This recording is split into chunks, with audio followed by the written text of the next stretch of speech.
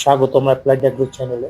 আমরা আজকে কথা বলবো IMFAA এর সেকেন্ড ভার্সন অর্থাৎ ফ্লাওয়ারিং ভার্সন নিয়ে। IMFAA হলো একটি তরল সার যেটি তৈরি করা হয় ফিশ অ্যামিনো অ্যাসিডের সাথে প্রয়োজনীয় মাইক্রোনিউট্রিয়েন্ট মিশ্রণ ঘটিয়ে।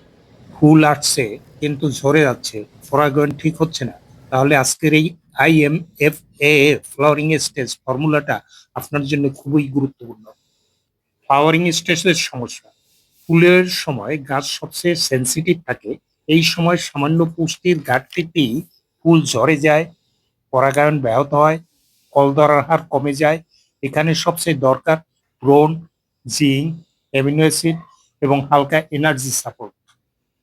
তাই এটি প্রয়োগ করলে ফুল ঝরা থামে, পরাগায়ন ব্যাহত রোধ করে এবং ফল ধরার হার বাড়ে। এটি তৈরি করতে 10 লিটার পানির সাথে ফিশ অ্যামিনো অ্যাসিড নিন 50 মিলিলিটার, বোরিক অ্যাসিড নিন 1 গ্রাম, জিঙ্ক সালফেট নিন 2 গ্রাম, ম্যাগনেসিয়াম সালফেট 5 গ্রাম এবং সাইট্রিক অ্যাসিড 1 গ্রাম। সাইট্রিক অ্যাসিড এখানে দ্রবণ তৈরিতে সহায়ক, তাই 10 লিটার জলে প্রথমে সাইট্রিক অ্যাসিড দ্রবণীয় করে নেবেন, এরপরে boric acid, zinc sulphate, magnesium sulphate দ্রবীভূত করার পরে ফিশ অ্যামিনো অ্যাসিড যুক্ত করবেন। এই মিশ্রণ ফুলের বোটাকে শক্ত করে, পরাগায়ন উন্নত করে এবং ফুল ঝরা কমায়। কেন কাজ করে, সায়েন্টিফিক লজিকটা কি?